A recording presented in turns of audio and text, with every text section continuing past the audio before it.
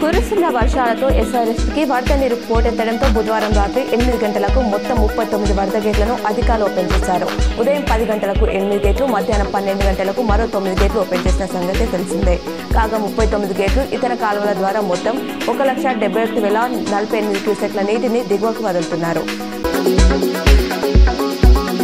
కామారెడ్డిలో వరదలు ప్రమాదకరంగా మారుతున్నాయి. జిఆర్ కాలనీలో జల దిగ్బంధంలో చిక్కుకుంది. ఓ భవనం గ్రౌండ్ ఫ్లోర్ లో వరదలో మునిగిపోయిందని, అందులో చిక్కుకున్న వారిని కాపాడాలంటూ స్థానికులు వేడుకుంటున్నారు. కాగా నాగిరెడ్డిపేటలోని ట్రైబల్ వెల్ఫేర్ రెసిడెన్షియల్ స్కూల్ విద్యార్థులను స్థానికులు మెదక్ రామాయంపేట మహిళా డిగ్రీ కాలేజ్ లో 300 మంది స్టూడెంట్స్ ను అధికారులు సురక్షితంగా బయటకు తీసుకువచ్చారు. నిజాం సాగర్ ప్రాజెక్టుకు వరద ఉధృతి భారీగా పెరిగింది. ఎగువ ప్రాంతాల నుంచి 1,40,200 క్యూసెక్ల వరద నీరు వచ్చి చేరుతుండగా అధికారులు 24 గేట్లు ఎత్తి 1,95,382 క్యూసెక్ల నీటిని దిగువకు విడుదల చేశారు. ప్రాజెక్టు పూర్తిస్థాయి నీటి మట్టం 1,405 అడుగులు కాగా ప్రస్తుతం 1,403.2 అడుగుల వద్ద నీరు ఉంది. ప్రాజెక్టులో ప్రస్తుతం 15.006 టీఎంసీల నీటి నిల్వ ఉంది.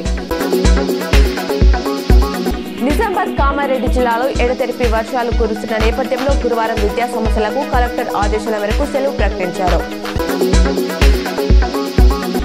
రాష్ట్రంలో కురుస్తున్న భారీ వర్షాలకు బిక్కునూరు మండలం తాళ్లమల్ల సెక్షన్ లో ట్రక్ పైకి వరద చేరడంతో పలు రైళ్లను దారి మళ్లించారు. అక్కన్నపేట, మెదక్ పరిధిలో ముంబై లింగంపల్లి, ఓకా రామేశ్వరం, భగత్కు, కోటి, కాచిగూడ, నిజామాబాద్, తిరుపతి, రాయలసీమ ఎక్స్ప్రెస్ ను రద్దు చేశారు. కాచిగూడ, మెదక్ ట్రైన్ పాక్షికంగా రద్దు చేశారు.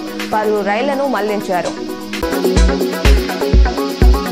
నాగిరెడ్డిపేట మండలం పోచారం ప్రాజెక్టు నిండుకుండలా మారింది. భారీ వర్షాల నేపథ్యంలో పోచారం ప్రాజెక్టు గేట్లు ఎత్తివేయడంతో వరద భారీగా ప్రవహిస్తుంది. వరద నీటి ప్రవాహ దృశ్యాలు భయంకరంగా కనిపిస్తున్నాయి. ప్రాజెక్టు వైపు ప్రజలు ఎవరు వెళ్లకూడదని పోలీసులు హెచ్చరిస్తున్నారు.